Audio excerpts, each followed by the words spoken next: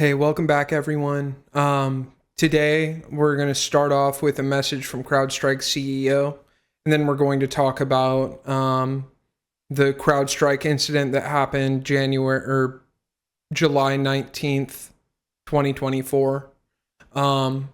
So it starts off, valued customers and partners. I want to sincerely apologize directly to all of you for today's outage. All of CrowdStrike understands the gravity and impact of the situation. We quickly identified the issue and deployed a fix, allowing us to focus diligently on restoring customers' systems as our highest priority. The outage was caused by a defect found in Falcon content update for Windows hosts. Mac and Linux hosts are not impacted. This was not a security or cyber attack. We are working closely with impacted customers and partners to ensure that all systems are restored so you can deliver the services your customers rely on. CrowdStrike is operating normally, and this issue does not affect our Falcon data platform systems. There is no impact to any protection of the Falcon sensor is installed. Falcon Complete and Falcon Overwatch services are not disrupted. We will provide continuous updates through our support portal and the CrowdStrike blog. Please continue to visit these sites for the latest updates. We've mobilized all of CrowdStrike to help you and your teams. If you have questions or need additional support, please reach out to your CrowdStrike representative or technical support. We know that adversaries and bad actors will try to exploit events like this. I encourage everyone to remain vigilant and ensure that you're engaging with official CrowdStrike representatives. Our blog and technical support will continue to be the official channels for the latest updates. Nothing is more important to me than the trust and confidence that our customers and partners have put into CrowdStrike. As we resolve this incident, you have my commitment to provide full transparency on how this occurred and steps we're taking to prevent anything like this from happening again. George Kurtz, CrowdStrike founder and CEO.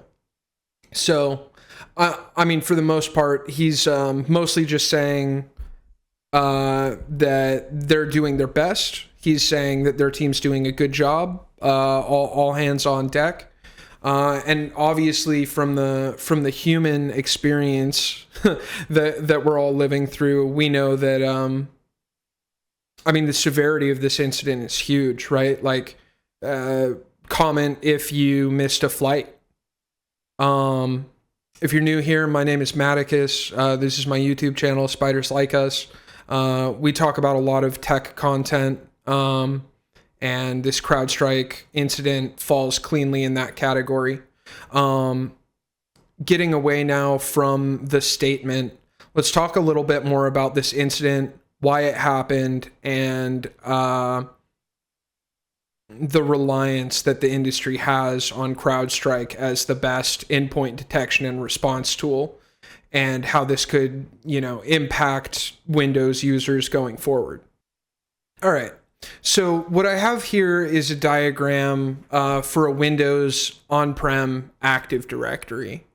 And this is going to show you what a typical IT infrastructure might look like.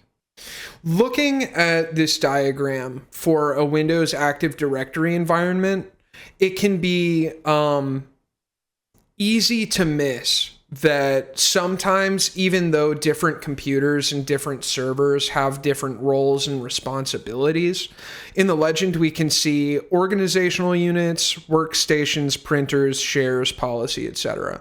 We're going to focus on the workstations. So the workstations down here at the user level are relying on all these complicated group policy objects and other access control lists and other such things that exist in an Active Directory environment to function properly. But they will also, these workstations, typically have some kind of antivirus on them, right? And that antivirus, just like any other piece of software, is capable of being weaponized to be used for what would be considered malicious purposes. But in the case of the CrowdStrike breach, it was just functionality that was accidentally used to brick these machines. So the question is, when you remove the user machines like this, are you able to do any work with the rest of this? And the answer is no, right? So for the CrowdStrike breach, what happened is antivirus diagram. Let's see if we can get a good one pulled up. Because the basic idea with what CrowdStrike is doing, give me your freaking this thing. Okay, so what CrowdStrike is doing is it is finding this ransomware binary and it is watching what it does. It sees it's reading file contents and then it's copying them to clipboard. Okay, CrowdStrike is responsible for watching this behavior. It sees it open the run window. And then right here at step 3, CrowdStrike might kill the process. It could have killed it earlier, but maybe it waits for the run window and then it waits for it to try and launch Notepad at number 4 and then it kills this process. That's what CrowdStrike is for. It's to stop this ransomware from being useful. But the functionality also exists in CrowdStrike to deliver a malformed update that causes a recursive blue screen of death on all affected endpoints.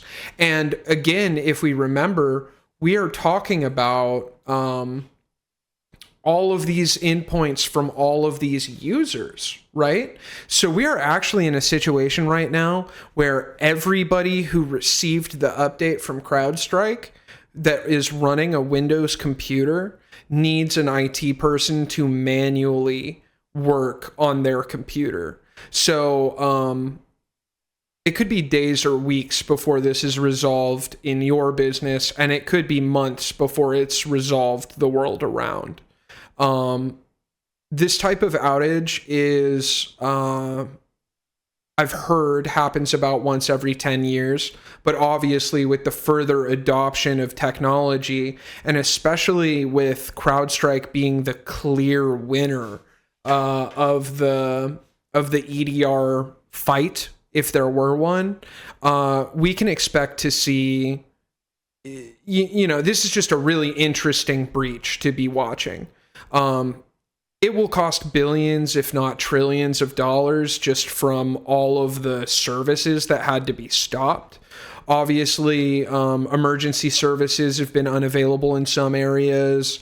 Flights are grounded the world around. And this is because of not an attack, but a simple misconfiguration. And so there will be some interesting conversations that are started out of this, like, when should I deploy a patch? And should I deploy a patch evenly across all of my users' machines at once? Right? These are situations that'll differ per, the decision maker. But in this instance, anyone who didn't update their CrowdStrike today with the older version, the less secure version, is still using their laptop. And anyone with the new, pre-patch newest version is stuck without it for a while. So I just wanted to talk about this because it's an interesting topic, and I'm curious if anyone who's watching is impacted. So if you were, please write a comment down below, stating what happened to you. And if you made it this far, be sure to give the video a thumbs up and subscribe. And thank you so much for your time. Goodbye. Goodbye.